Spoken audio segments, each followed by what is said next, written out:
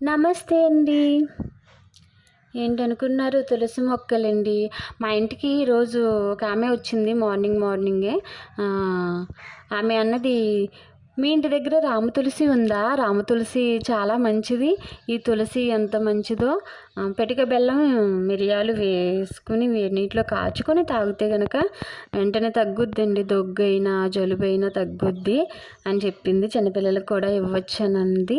మేమైతే వేడి నీటిలో కాచుకుని తాగుతాము. అలానే పకోడీలో కూడా వేస్తాను పిల్లలకి. మేము పొద్దున్నే ఏం చేస్తానంటే వెంటనే మొక్కలను చూసేవాళ్ళండి. ఆ మొక్కలను చూసిన తర్వాత మిగతా పనులన్నీ చేస్తాను. ఆ రోజంతా నాకు చాలా హ్యాపీగా ఉంటుంది. ఆ పెరట్లోకి వచ్చినప్పుడల్లా మొక్కలన్నీ చూస్తూ ఉంటే డిఫరెంట్ స్మెల్, తులసి స్మెల్ అయితే చాలా అంటే చాలా బాగుంటుంది. నేను ఆ స్మెల్ చూస్తూ ఉంటాను అన్నమాట, ఆస్వాదిస్తూ ఉంటాను.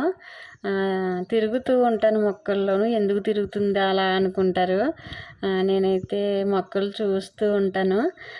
మీకు మా అక్క వేసింది ఇంకొక మొక్క, అది చూపిస్తాను. పైకి రండి, పైన ఉంది ఆ మొక్క అయితే చూపిస్తాను. అది తులసి మొక్కే. మా అక్క మొక్కలైతే చాలా వేస్తుంది, కానీ ఆ మొక్క అయితే మా బావగారికి ఆ ఒక్క మొక్క ఇష్టం.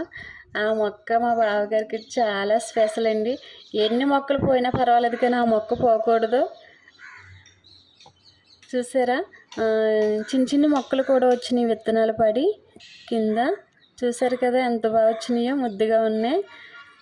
వీడియో అంతా చూసినందుకు చాలా థ్యాంక్స్ అండి. కిందకో లుక్ వేసేద్దామా? Thank you.